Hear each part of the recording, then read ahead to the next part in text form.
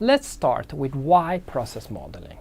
So as a process owner once put it, process modeling is like turning a lot of light bulbs on in the minds of managers. In other words, it's like achieving transparency.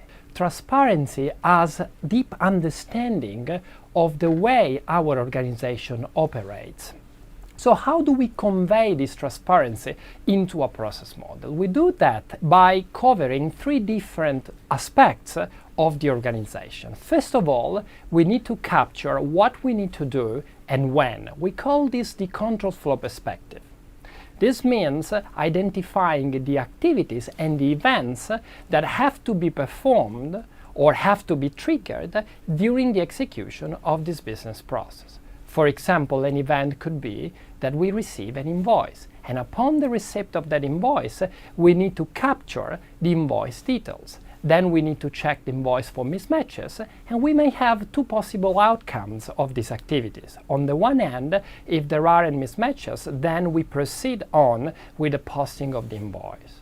Otherwise, if there are mismatches, we need to block the invoice. So as you can see in this simple example, for handling invoices, we have represented a number of events: invoice received and invoice posted and invoice blocked as part of this business process, with invoice posted and invoice blocked as being the two possible outcomes of this overall business process. And then we have represented four activities that have to be performed in a given order for this process to take place. We have also represented a decision point. In fact, the result of checking invoice for mismatches could be that the invoice does contain mismatches or does not. So this is the control flow perspective. The second perspective is the object or data perspective. In this perspective, we represent what we need to work on. So essentially, we represent the objects, either physical objects like an invoice on a piece of paper, or information artifacts like a purchase order over email, like on PDF, that have to be manipulated as part of this business process. So for example, as a result of entering the invoice details, this activity will have an invoice, like an electronic file, which is then used as input to the subsequent activity, check invoice for mismatches. And we may even use data stores like a database to retrieve customer information, or like in this case, to store the invoice. So this is the data or object perspective. The third perspective is the resource perspective, which captures who does the work.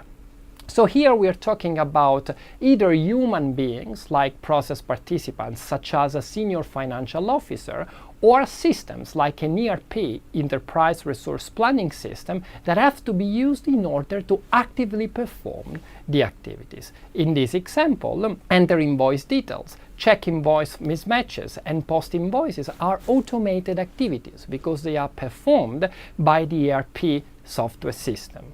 Whereas blocked invoice is an activity that requires manual checking, and as such, it is performed by a senior finance officer, so a human resource. So, to recap, there are three key ingredients of a process model. We talk about what we need to do and when, meaning the activities and events. This is the control flow perspective. We talk about what we need to work on. This is the data or object perspective. And then we talk about who does the work, which is the resource perspective.